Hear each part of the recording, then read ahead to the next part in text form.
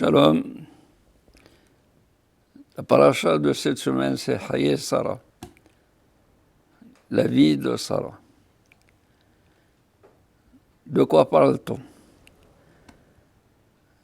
Abraham et Sarah eurent effectivement un enfant, Yitzhak. Le nom de Yitzhak est extraordinaire. Il rira au futur. Il n'a pas ri, il rira. Mais ce qui est extraordinaire, c'est que le nom de Yitzhak résume la vie d'Abraham Avinu. Le Yud de Yitzhak, c'est 10.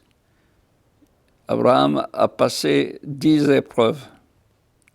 Tzadik, c'est 90. À l'âge de 90 ans, Sarah a eu Yitzhak. Het, c'est 8. À l'âge de 8 jours, Yitzhak a fait la circoncision comme dans l'alliance entre Abraham et Akadosh Baruch Hu. Kouf, 100. À l'âge de 100 ans, Abraham Avinu a eu Yitzhak. Voilà Yitzhak en 4 lettres. On a résumé l'histoire d'Abraham et de Sarah.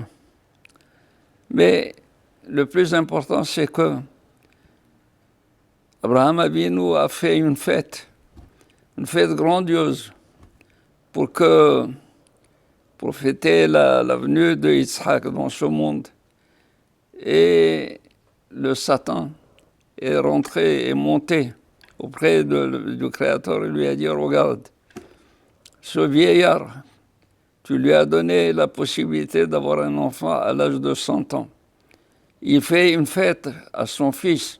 Il invite tous les grands de ce monde. Et pour toi, en signe de remerciement, il n'a même pas eu une seule volaille comme sacrifice pour te rendre grâce de lui avoir donné un enfant à cet âge aussi avancé. Et l'Éternel lui dit, n'est-ce pas qu'il a fait tout cela pour Yitzhak?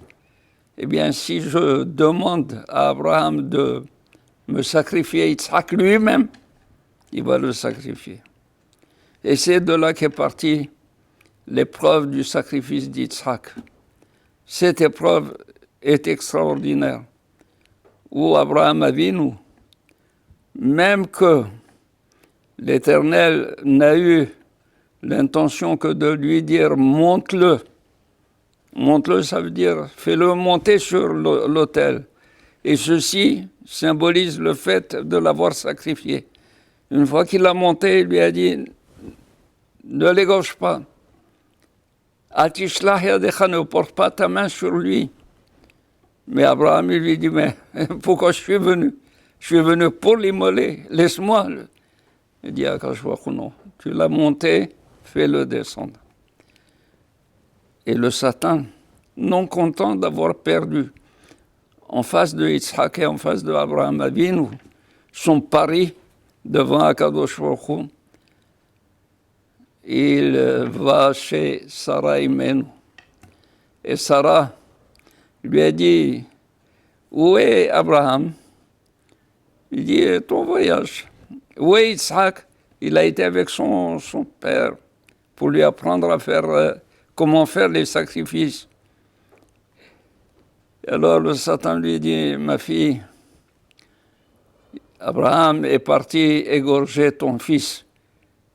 Et il lui a montré son fils sur l'autel.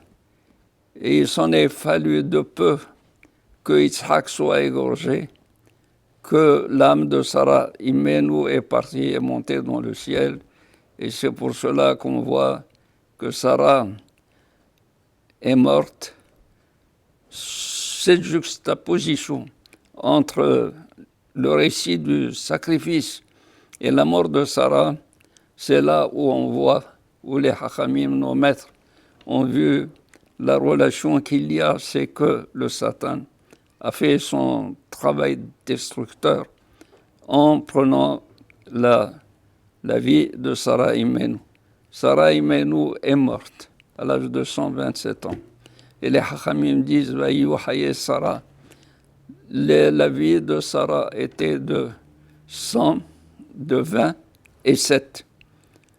Chaque fois, on a mis 100 ans, 20 années, 7 années. Pourquoi cela? Pourquoi une année à chaque chiffre, à chaque nombre? Pour te dire que 100 ans, c'est comme à l'âge de 20 ans. 100 ans, elle était aussi innocente qu'à l'âge de 20 ans, où on n'est pas justiciable. Et à 20 ans, elle était aussi belle qu'à l'âge de 7 ans. Ça veut dire qu'en réalité, Sarah Imenu était parfaite en beauté, et la beauté, c'est la beauté morale et intellectuelle. Et la perle que Abraham Avinu avait, c'était Sarah Imenu. Et quand il est revenu du sacrifice, bien que content d'avoir avec lui Yitzhak, mais il a été mécontent, il a été affligé de voir que Sarah Imenu lui a échappé entre les doigts parce que c'était la perle. Et il l'a, bien entendu, cherché à l'enterrer. Et pour l'enterrer, il a dû avoir un terrain pour avoir un caveau familial pour tout le monde, c'est Me'arat Machpelah. Et c'est là où on traite de toute la tractation qu'il y a eu entre Abraham et Ephron, le propriétaire de Me'arat Machpelah, le caveau où sont enterrés les patriarches et les matriarches. Voilà de quoi on parle dans le début de cette sidra. Passez un bon Shabbat, Shabbat Shalom, et à la semaine prochaine.